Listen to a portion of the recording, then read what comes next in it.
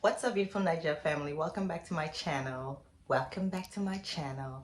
And thank you for stopping by. If you're a new subscriber, thank you for subscribing. And if you're a returning subscriber, thank you so much for the love and support. Guys, today I'm just going to go straight to the video, what it's all about. And this is a video that is going to be like me really putting myself out there, because I've had this part of me that I've kept to myself for a while, and I haven't really shared with a lot of people. I don't think I've even shared with anybody, so people who know me may be kind of shocked to know this part of me, my life. But I just feel like if I can help one or even one parent out there that's struggling with the same issues that the same challenges that I'm going through, that I'm facing, then my job is complete.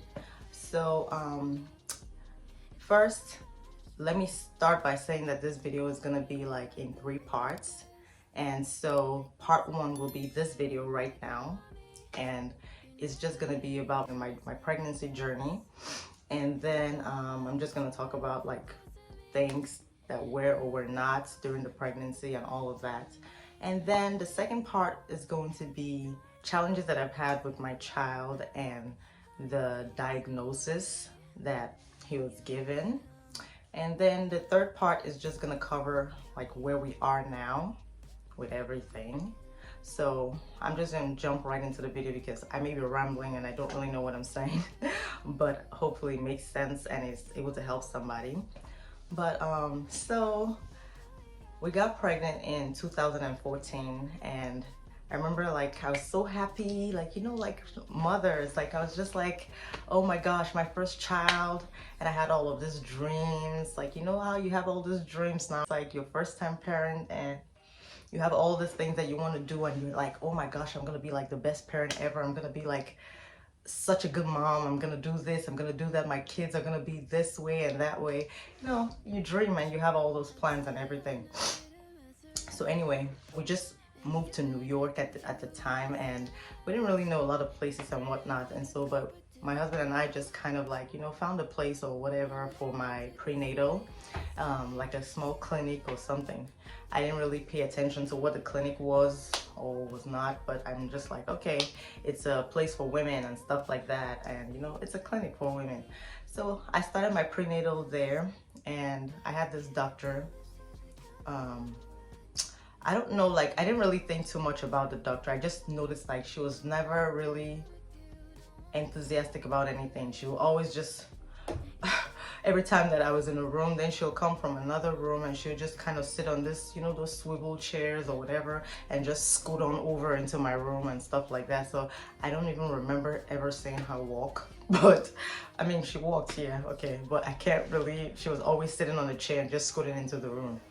And so anyway, we just went like normal, like we always do, like testing, blood draws or whatever they do for testing, and urine sample, all the normal, you know how it goes. But I remember there was this day that I went there to the clinic, and then the doctor just looked like she was just mad at me or just angry or something. And I'm thinking, okay, that was professional. Like she was just like walking in, not really saying much, and then the next thing she was just telling me, well, I forgot, I'm not too sure what week I was with the pregnancy, but she was just telling me like, well, this is the last we're going into like the last 2 weeks or something like that, to when you can terminate a pregnancy. So if you were considering all of that, this is the time to make that decision. And I'm just like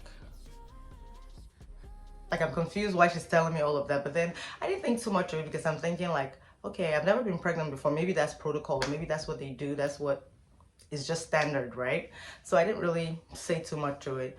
And then after a while, she started telling me all about something that we've seen, some things that are bringing concerns to us, and it looks like your child may be born with Down syndrome. So I'm just, you know, bringing all of these options before you, because we know that it's very overwhelming sometimes for like parents to deal with special needs kids.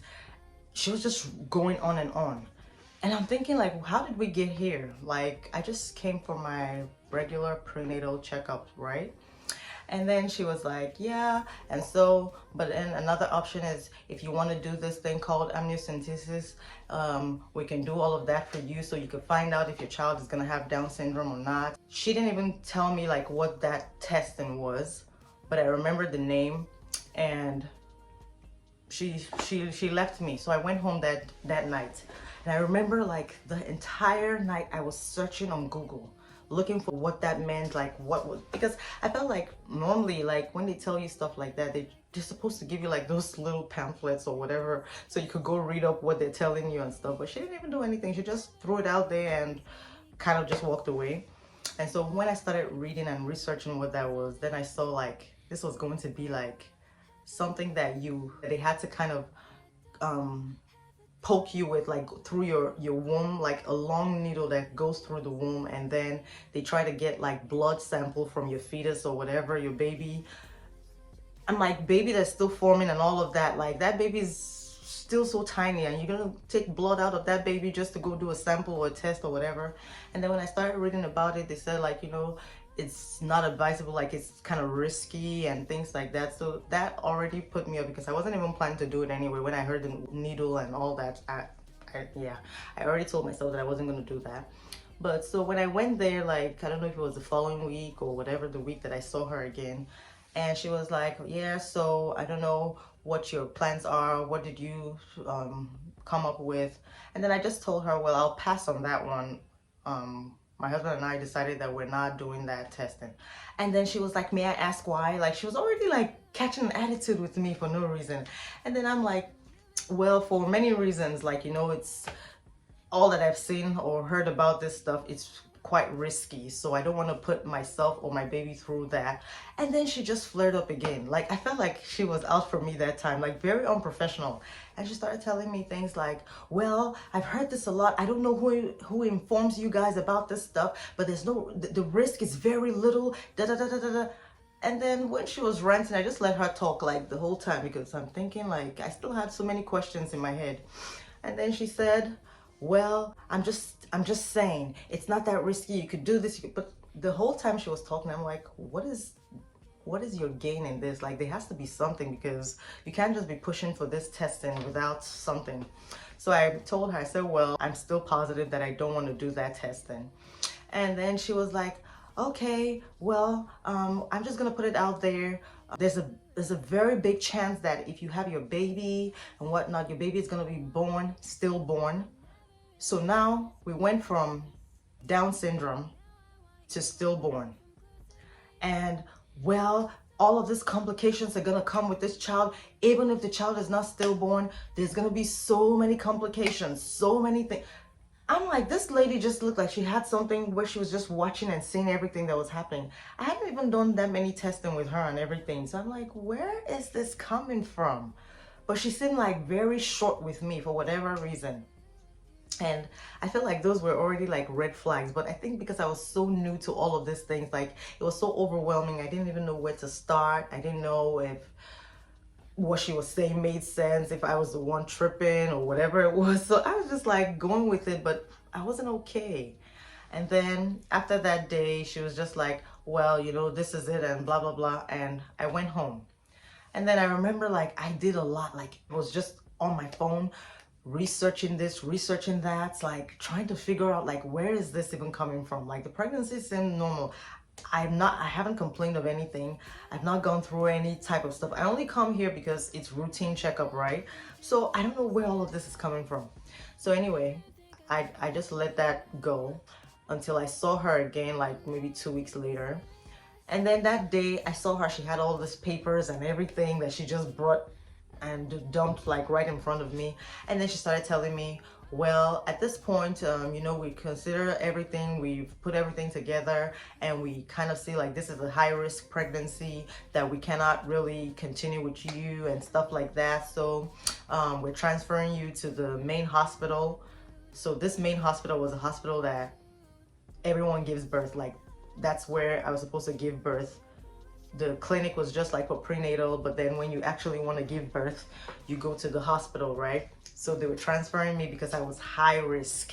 and so they didn't want anything. They felt like they couldn't really handle it. They didn't have the capacity to manage me. And I'm looking like I haven't even complained of a headache.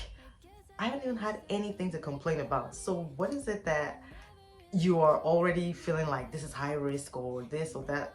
Anyway, at that point, I just discovered that there was no point even trying to argue. I mean, they'd already put the discharge papers together, and they kind of just sent me on my way. But anyway, I'm gonna go back now to just tell you what I discovered. But this was much later that I discovered that that place actually was more so like I don't even know how I found myself there, but it was kind of like an abortion clinic.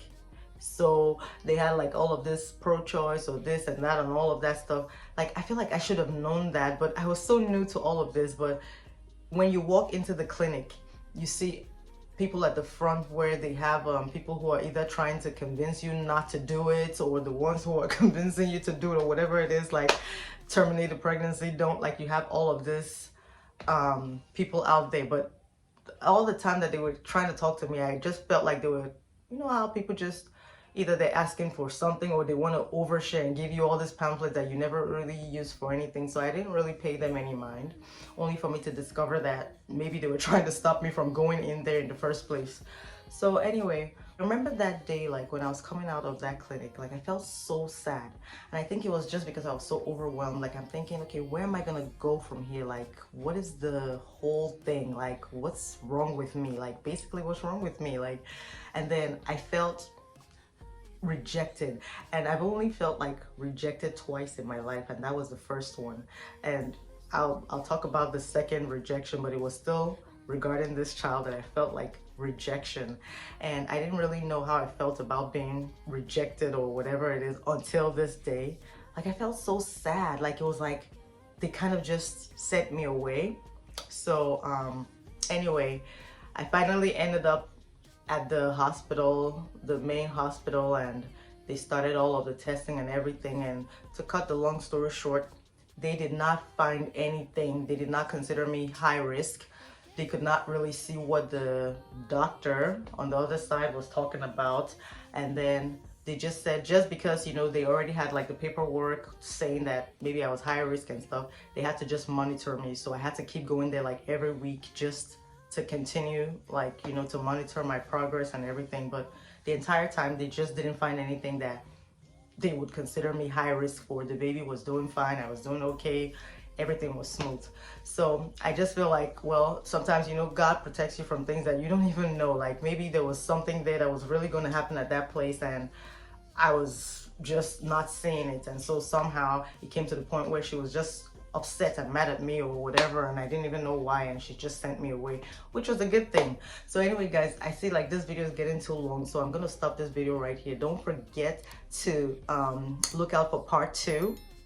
Part 2 is when I'm gonna go into like the whole challenges and the diagnosis. So yeah guys, I'll see you in part 2, and don't forget to like this video if you're already feeling it, and because I'm gonna share my entire story. So like this video, share this video, and subscribe to my channel.